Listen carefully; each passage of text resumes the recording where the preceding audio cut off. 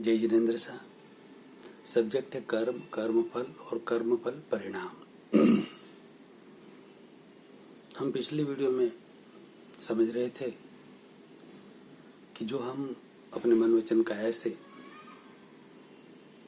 शुभ या अशुभ जो भी क्रिया कर रहे हैं, करवा रहे हैं या अनुमोदना कर रहे हैं, उसे आप सब चतुर्विध धर्म संघ, सब जैन धर्म भी और सारे सनातन धर्म वाले सब भी और दूसरे जो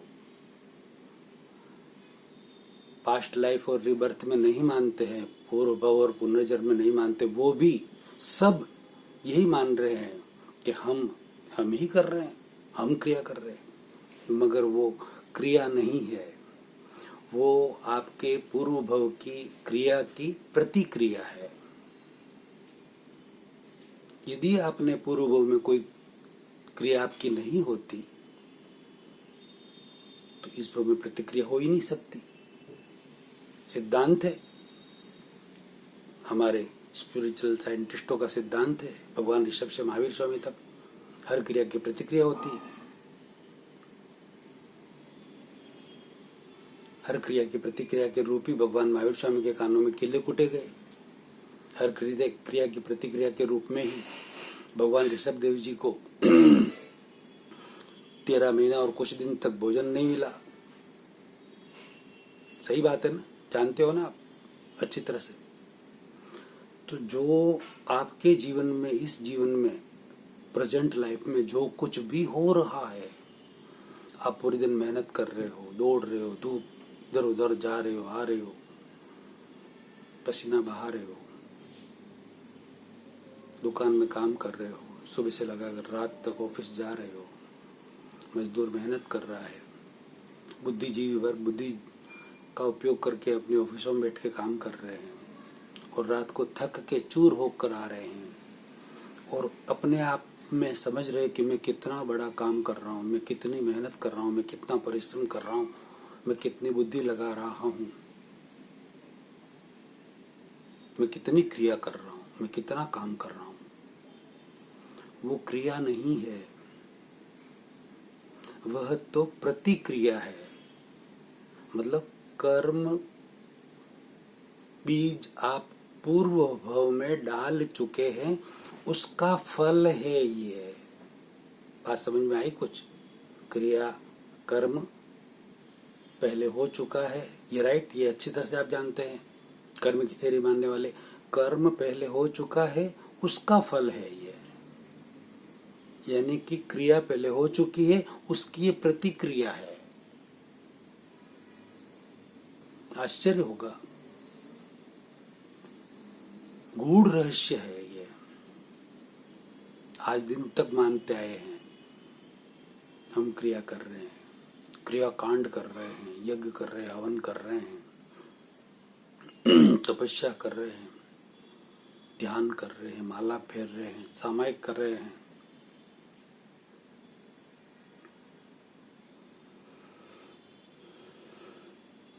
अब आश्चर्य हुआ कि आप क्या कर रहे हैं। आप कुछ नहीं कर रहे हैं।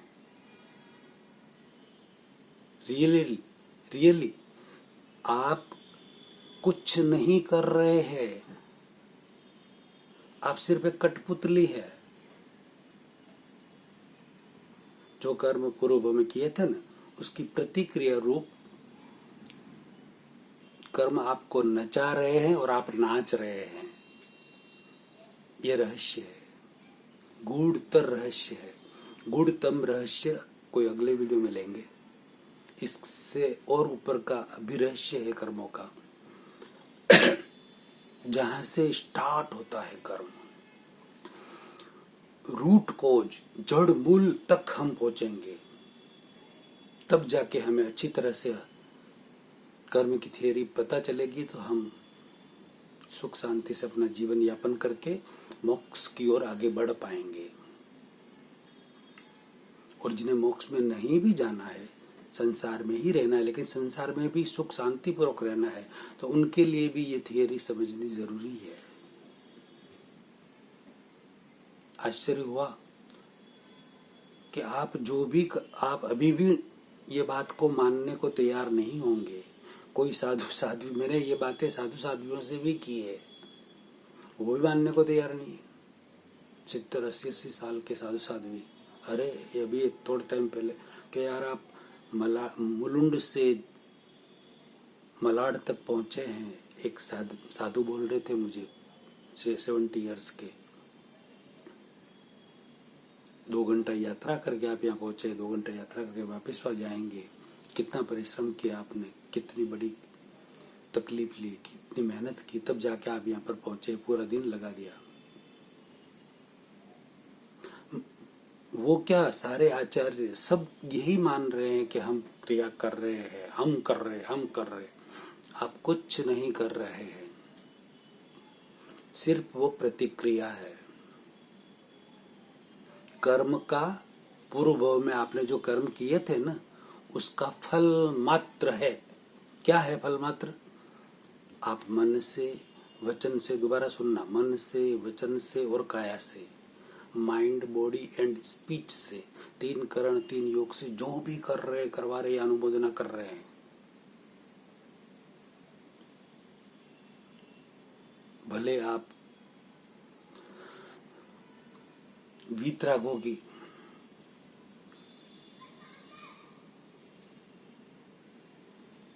वीतरागी साधना भी क्यों न कर रहे हो, उच्च से उच्च साधना भी क्यों नहीं कर रहे हो आप, कितनी भी, कोई भी साधना, किसी भी तरह की प्रतिमाधारी भी क्यों न हो, सारी प्रतिक्रिया है, वो क्रिया नहीं है, सारी प्रतिक्रिया है। ये बात आप सबके गले नहीं उतरेगी, अभी नहीं उतरेगी। डिटेल में समझो। पीछे के इसे समझने के लिए ये कर्म पर जितने भी वीडियो बने हुए हैं, उसे आप 1 बार 2 बार 5 बार अच्छी तरह से सुनाएं। और इसके अलावा एक कार्य और कर रहा हूं आपसे मैं, कि इसी चैनल पर मैंने स्टार्टिंग में जो वीडियो बनाए हुए हैं, वो वीडियो मेरी एक भांजी मीनाक्षी के साथ प्रश्नोत्तरी हो रही है। 2, 5, 10 व्यक्ति और भी मतलब ऑनलाइन जुड़े हुए हैं, उस तरीके से वीडियो बने हुए प्रश्नोत्तरी पूर्वक। तो उसमें कर्म का सिद्धांत वाले कोई 2-5 वीडियो बने हुए हैं, घंटे घंटे भर के हैं। उन वीडियो को आपको जरूर सुनना चाहिए, जरूर सुनना चाहिए। 1 बार नहीं, 2 बार 5 बार, जब तक समझ में नहीं आए तब तक सुनना चाहिए। 100% समझ में आएगा। ये मैं अपनी समझ का परिणाम, अनुभव का परिणाम, आचरण का परिणाम, एक्सपीरियंस जो मुझे है उसे शेयर कर रहा हूं। और रियलिटी, निश्चय नए से यह रियल है कि वो क्रिया नहीं है, प्रतिक्रिया है। बहुत बड़ी बात कह दी है। फिर आप सोचेंगे मन में, यार कि इतने साल हो गए हमको, ये धर्म किया, वो किया, इतनी यात्राएं की, तीर्थ यात्राएं की, इतने जप किए, तप किए, माला फेरी, यज्ञ किए, हवन किए, पूजा की, इतने मंदिरों में गए, दर्शन किए, आरतियां की, तो ये सब कोई क्रिया नहीं है। नहीं, सिर्फ प्रतिक्रिया है, कोई क्रिया है ही नहीं। इसका कोई फल इन सब क्रियाओं का, इसकी बात करूंगा तो और आपको आश्चर्य हो जाएगा, जबरदस्त आश्चर्य हो जाएगा।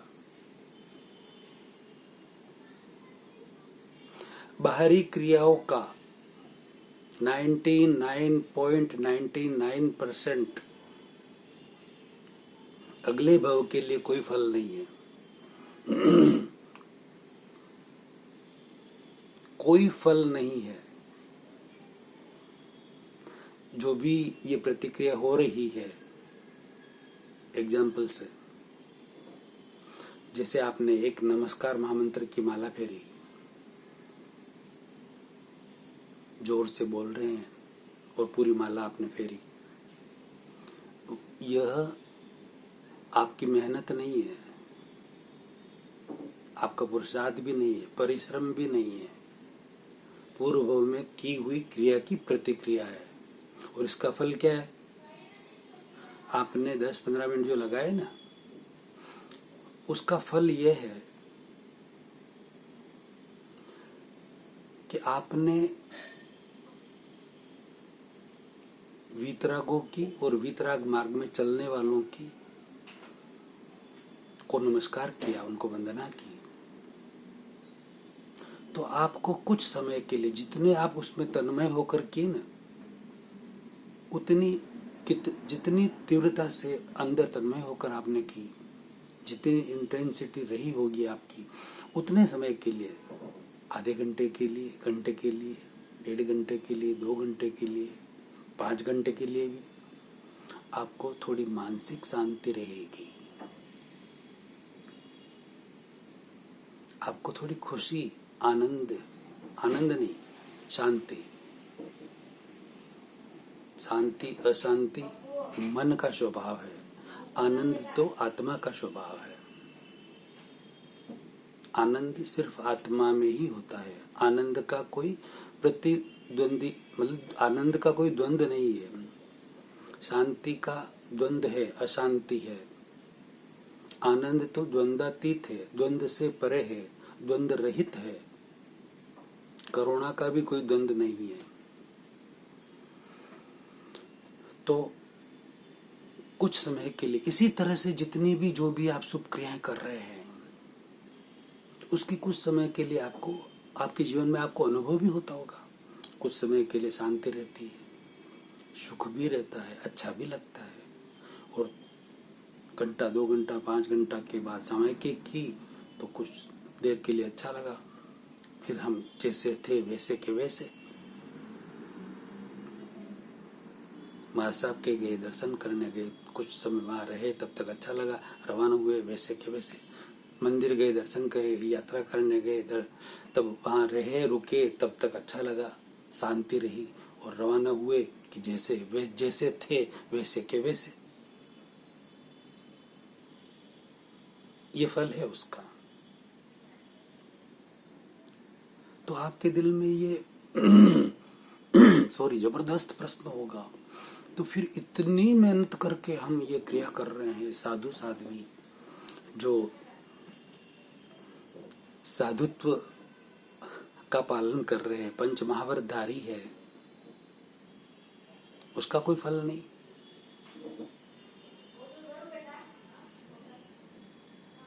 जो साधक बहुत बड़ी बड़ी तपस्या कर रहे हैं, त्याग कर रहे हैं, साधना कर रहे हैं अलग अलग तरह की, उसका कोई फल नहीं।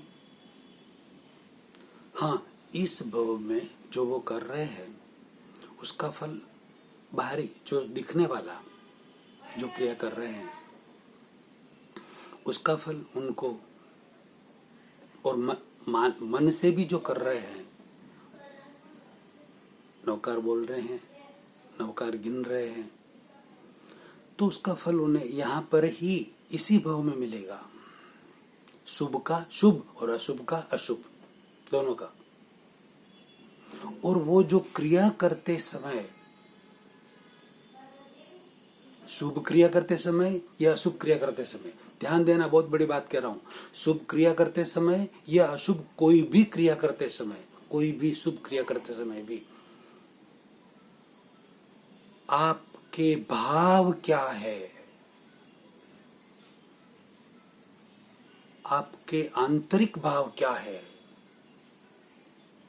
कथनी और करनी समान भी हो सकती है, बाहरी क्रिया और आपकी अंतर्भाव समान भी हो सकता है और अलग भी हो सकता है। राइट हो सकता है ना, सेम भी हो सकता है और अलग भी हो सकता है।